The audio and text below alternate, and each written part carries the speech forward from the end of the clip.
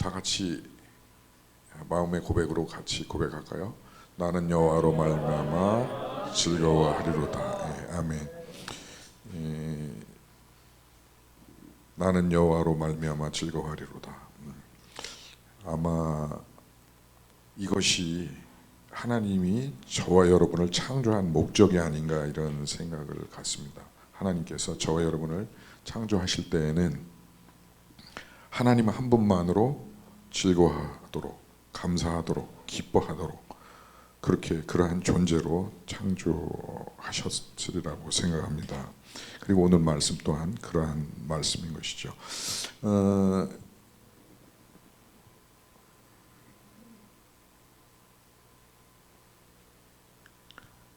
지난주에 저는 좀 신기한 경험을 했어요.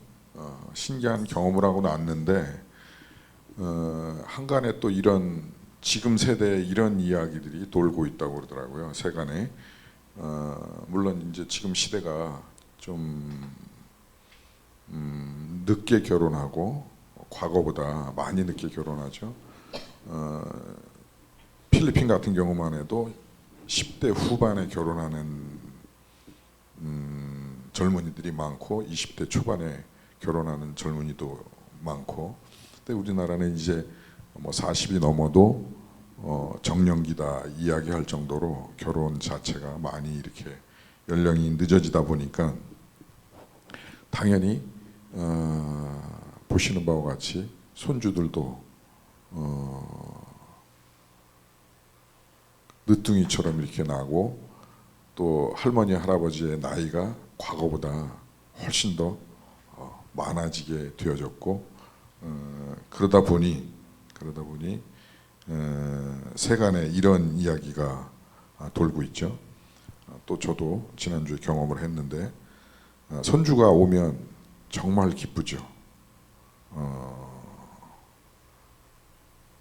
또 서프라이즈, 예고하지 않고 갑자기 오면 더 기쁘죠. 기쁨은 이제 손주들하고 이제 같이 신나게 놀기도 하고, 또 때로는 기저귀에 똥오줌을 싸면 치워주기도 하고, 또 매달리면 또 안아달라 그러면 안아주기도 하고, 이제 그렇게 함께 놀고 그 순간들이 참 행복에 겹죠. 행복하죠. 근데 지금 세간에는 손주가 오면 정말 기쁩니다. 그런데 떠나갈 때는 더 기쁩니다라는 이러한 이야기가 돌고 있다고 합니다.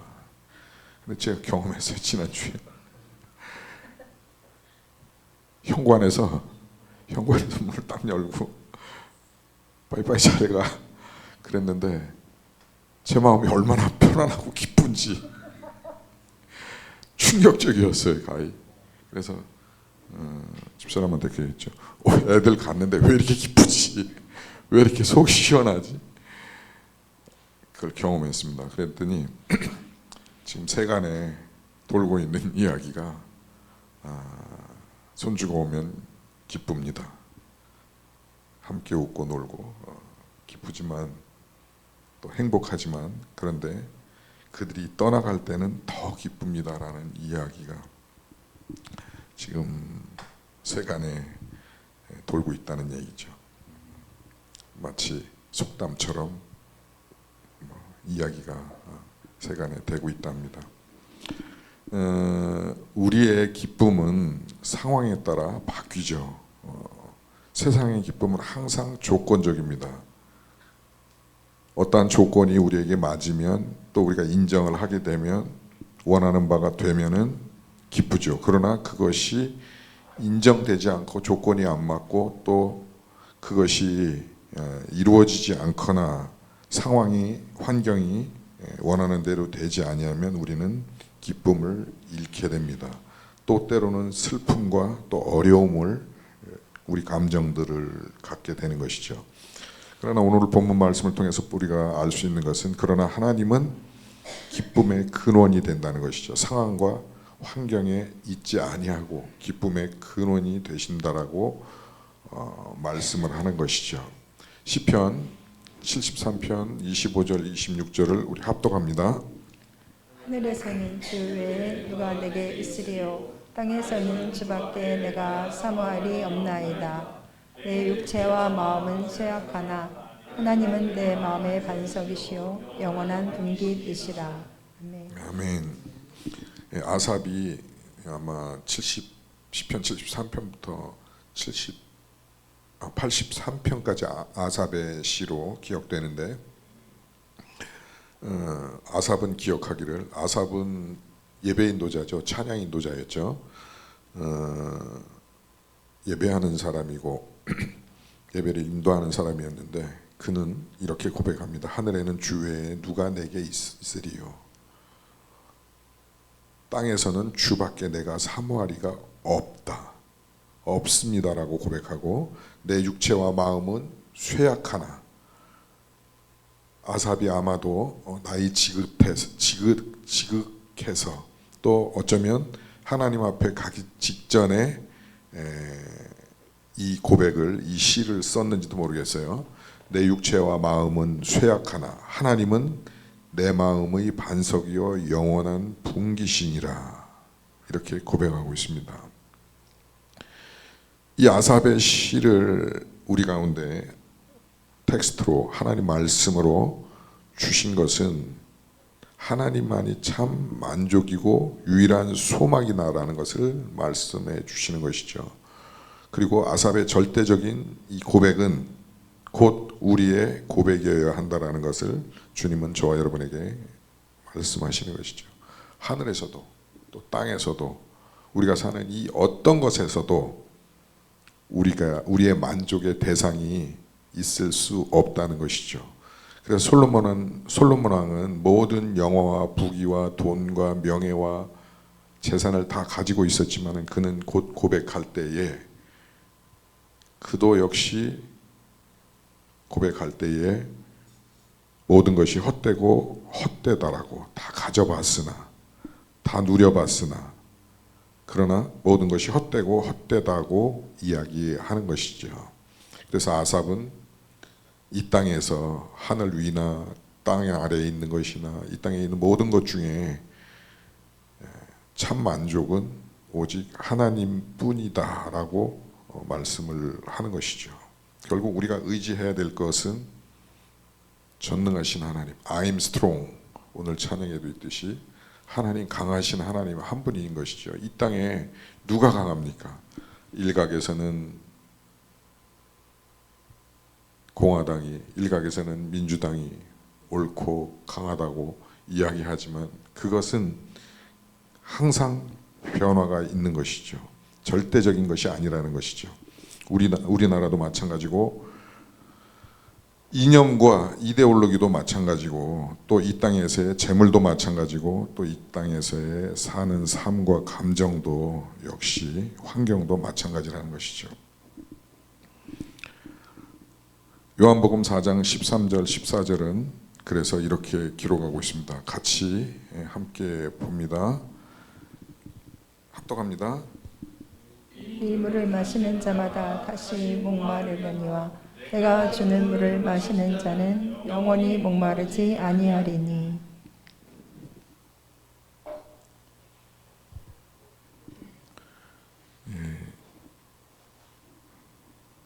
제가 말씀 읽을 때마다 물을 먹는데, 물을 먹어도 여전히 목마르네. 목이 잠기네요. 예수님은 저와 여러분에게 그래서 이렇게 말씀하셨죠. 이 물을 마시는 자마다 다시 목마르지 아니하려니와 내가 주는 물을 마시는 자는 영원히 목마르지 아니하리니 라고 예수님은 저와 여러분에게, 사마리아 여인뿐만 아니라 저와 여러분에게, 제자들뿐만 아니라 저와 여러분에게 말씀하신 것이죠. 이 땅에서 우리가 추구하는 어떤 것도 우리를 온전히 자유케 하고 해갈시키지 못한다는 것이죠. 영원히 목마르지 않게 하시는 이는 예수 그리스도시고 오직 말씀인 줄로 믿습니다. 이 말씀은 일시적인 만족과 영원한 만족을 대비해서 말씀해 주시고 계시고, 또 야곱의 우물이 곧 이곳의 장소이죠. 예수님 말씀하실 대상의 장소이고, 대상이 사마리아의 여인이었어요. 삶의 공허와 갈증, 남편 5 이상을 가지고 있었으나 여전히 공허와 갈증을 가진 존재인 사마리아 여인에게 예수님은 말씀하셨죠. 이와 같이 여인은 물을 원했지만 예수님은 영혼의 갈증을 터치해 주신 것이죠. 예수님은 문제 해결자가 아니라 근원이시라는 것을 말씀해 주고 있습니다. 물을 주시는 분이 아니라 샘의 원천이 되시는 분이 오직 예수 그리스도이신 것이죠. 그래서 우리 주님교회는 2026년 표어를 오직 예수, 말씀 충만, 성령 충만으로 이렇게 표어를 정하였던 것이죠. 그것 외에는 샘의 근원 되시는 오직 예수 외에는 우리를 온전히 목마르지 않게 할 수 없기 때문에 어떤 것으로도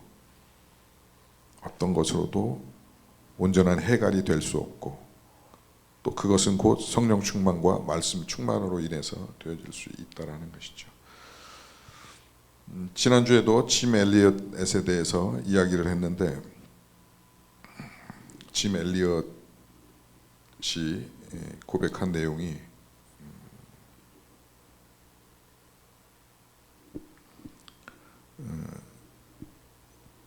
영원한 것을 얻기 위해 버릴 수 없는 것을 붙드는 사람은 어리석다, 이렇게 얘기했습니다.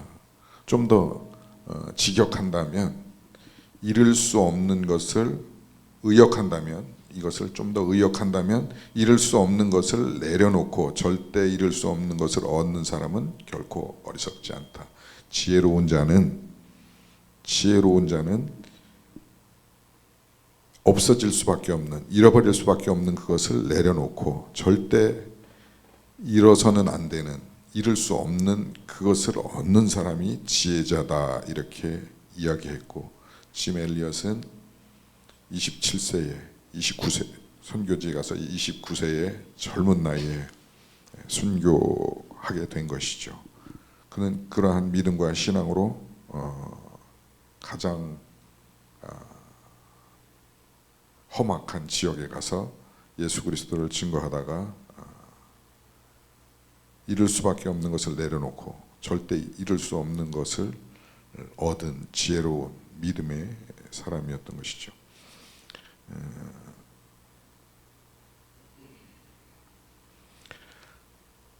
이 땅에서 버릴 수밖에 없는 것, 재물, 명예, 성공, 심지어 저와 여러분이 가지고 있는, 살아가고 있는 생명까지 모두 시간 안에 있는 것이죠. 한시적인 것이죠. 일시적인 것이죠. 지나가 버리게 되면은 사라질 수밖에 없는 그런 것이죠. 짐 엘리엇은 이것을 이야기하고 고백했던 것이죠. 짐 엘리엇은 절대 잃을 수 없는 것, 하나님, 영원한 생명, 하나님의 나라, 이것이 영원하다고 여겨졌고, 잃을 수밖에 없는 것을 잃어가면서 잃을 수 없는 것을 그는 선택해서, 그들은 총을 가지고 있었고 또 무기를 가지고 있었고 비행기를 가지고 있었지만 공격해오는 아마존의 그 원주민들의 창 끝에 총을 겨누지 않고 쏘지 않고 그들은 예수님의 사랑으로 죽음을 맞이했던 것이죠. 왜냐하면 짐 엘리엇과 그 친구들 4명의 선교사, 총 5명의 선교사들은 어떤 것이 절대적이지 않고 어떤 것이 절대적이고 어떤 것이 한시적인 것이고 어떤 것이 영원한 것인 것을 알았기 때문인 것이죠. 우리 주님교회가 창립 5주년을 맞이하면서 지금 하나님이 우주 공동체 위에 말씀하고 있는 것은 곧 이것이라고 생각합니다. 잃을 수밖에 없는 것에 가치를 두는 것이 아니라 절대 잃을 수 없는 것에 가치를 두고 살아가는, 그것을 붙잡을 수 있는 공동체가 되라. 그러한 인생들이 되라. 그러한 삶을 살아라고 말씀하신다고 생각합니다. 5주년을 되돌아보면서 5년간을 되돌아보면서 또 지금 주님께서 우주 공동체 위에 어떠한 말씀을 하시고 계신가, 어떤 것을 원하고 계신가를 묵상하고 기도하고 생각할 때에는 곧 짐 엘리엇의 고백, 또 오늘 본문 말씀이 우주 공동체 위에 새로운 5년을 향한 주의 말씀이라고 생각합니다. 마태복음 16장 26절을 같이 봅니다. 합독합니다. 사람이 만일 온 천하를 얻고도 자기 목숨을 잃으면 무엇이 유익하리요. 네, 마태복음에는 그래서 이렇게 기록하고 있습니다. 사람이 만일 온 천하를 얻고도 자기 목숨을 잃으면 무엇이 유익하리요. 사실 잘 이 땅 가운데 살면서 또 이 땅 가운데 만모니즘이 가득 차 있는 전부인 것과 같은 이 시대를 살아가면서 이 말씀이, 이 하나님의 말씀이 저와 여러분의 현실과 인생 속에, 삶 속에 잘 와닿지 않습니다. 그러나 분명한 진리는 예수님의 말씀은, 하나님의 말씀은 저와 여러분을 향한 이 땅 가운데 한시적인 이를 수밖에 없는 그 순간을 지나가는 저와 여러분을 향한 하나님의 뜻은, 하나님의 말씀은 사람이 만일 온 천하를 얻고도 이 땅의 온 재물과 명예와 부귀와 어떤 것을 다 얻는다 할지라도 자기 목숨을 잃으면 무슨 유익이 있으리요. 이 말씀이라는 것이죠. 또 계속해서 빌립보서 3장 8절은 이렇게 기록하고 있습니다. 같이 보겠습니다. 내가 그를 위하여 모든 것을 잃어버리고 유설물로 여김은 그리스도를 얻기 위함이라. 바울의 가장 중심되는 유명한, 우리가 잘 알고 있는 말씀인 것이죠. 그래서 바울은 빌립보 교회에게 이렇게 권면하면서 자기의 중심 사상을, 또 하나님의 말씀을 이렇게 전했습니다. 내가 그를 위하여 모든 것을 잃어버리고, 예수 그리스도를 위해 모든 것을 잃어버리고 배설물로 여김은 예수 그리스도를 얻기 위함이다. 예수 그리스도를 얻는 것이, 예수 그리스도를 중심에 두는 것이, 오직 예수로 살아가는 것이 가장 이 땅에서 사는 가치 있는 삶이다. 그렇게 살기를 빌립보 교인들은 그렇게 살아갈 수 있기를, 그렇게 예수 그리스도의 제자된 삶을 살기를 원한다. 그렇게 해야 된다라는 권면과 동시에 명령이 있는 것이죠. 바라기는 창립 5주년을 맞이하면서 그동안의 5년간의 삶이 이렇지 않았더라도, 또 멀리 떨어져 있었을지라도 바라기는 이제 5주년을 지나며 새로운 5년을 맞이하는 우주 공동체에는 이러한 신앙 고백이, 이러한 믿음의 토대 위에 삶이, 사역이 세워질 수 있기를 주의 이름으로 축복합니다. 이러한 은혜가, 이러한 믿음이 저와 여러분 가운데 있기를 예수 그리스도 이름으로 축복합니다. 또 시편 기자는 이렇게 기록하고 있습니다. 같이 봅니다. 주께서 생명의 길을 내게 보이시리니 주의 앞에는 충만한 기쁨이 있고 주의 오른쪽에는 영원한 즐거움이 있나이다. 아멘. 네, 그렇습니다. 주님께서 계속해서 기록하시는 말씀은, 저와 여러분에게 주시는 말씀은 주께서 생명의 길을 우리에게 보여주셨고, 또한 주 앞에 충만한 기쁨이 있고 주의 오른쪽에는 영원한 즐거움이 있나이다.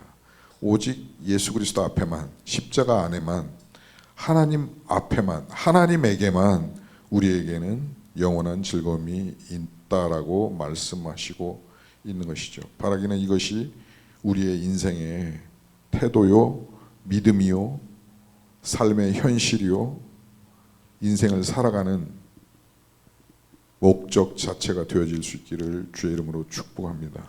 시편 37편 4절을 같이 봅니다. 또 여호와를 기뻐하라. 그가 내 마음의 소원을 내게 이루어 주시리로다. 아멘. 네. 또 그래서 시편 기자는 이렇게 고백했죠. 주님 우리에게 말씀하십니다. 여호와를 기뻐하라. 그가 내 마음의 소원을 이루어 주시리로다라고 약속하시면서 그렇게 명령하시고 있는 것이죠. 이거를 좀 더 히브리적 번역으로 사고로 원문에 가깝게 번역을 한다면 이렇게 번역할 수 있을 것 같아요. 이 한국말 번역은 어쩔 수 없이 이렇게 번역되어졌지만 여호와를 기뻐하라. 그가 내 마음의 소원을 이루어 주시라. 하나님 기뻐하면 우리에게 있는 소원을 이루어 주신다라고 이렇게 느껴지는 번역인데, 그러나 좀 더 히브리적으로 원어적으로 번역을 한다면 여호와를 기뻐하라. 그가 주신다. 무엇을? 소원을. 우리에게 마음의 소원을 주신다는 것이죠. 우리가 가지고 있는 이 땅에서 구하는 그런 작은 것들, 일시적인 것들, 물론 그것도 하나님께서 구하라고 말씀하셨어요. 그러나 더 시편 37편 4절에 우리 인생을 향한 하나님의 뜻은, 그 말씀은 여호와를 기뻐하라. 그러면 야훼께서, 강하신 분이, 천지를 창조하신 그분이 그 마음의 소원을 우리에게 주신다는 것이죠. 그것이 곧 사명이고 소명인 것이죠. 우리의 부르심인 것이죠. 우리가 살아가야 할 목적이라는 것이죠. 사역자들이 모인 또 우주 공동체의 공동체로 모인 저와 여러분 가운데 여호와를 기뻐함으로 우리에게 하나님께서 주시는 그 비전이, 환상이 있어지고, 그것들이 우리의 소원되고 사명되고 부르심되어서 소명되어서 그것들이 이루어짐으로, 그것들을 하나님께서 이루심으로, 그것 가운데 헌신됨으로 하나님의 영광이, 온전한 하나님의 영광이 드러날 수 있기를 주의 이름으로 축복합니다. 그러한 우주 공동체, 새로운 5년이 되어질 수 있기를 주의 이름으로 축복합니다. 그래서 다시 한번 우리가 보면은 여호와를 기뻐하는 것, 여호와를 기뻐하라. 저가 내 마음의 소원을 이루어 주시리라. 여호와를 기뻐하게 되면은 그가 마음의 소원을 이루어 주시는 것이죠. 그것은 곧 우리에게 소원을 주시고 선물로 주시고 부르심으로 주시고 사명으로 주시고 이 땅 가운데 살아갈 이유로, 목적으로 주시고, 그리고 그 소원들을 이루심으로 하나님의 영광이 드러난다는 것이죠.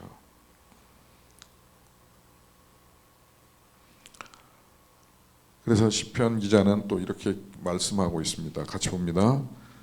내가 평생토록 여호와께 노래하며 내가 살아있는 동안 내 하나님을 찬양하리로다.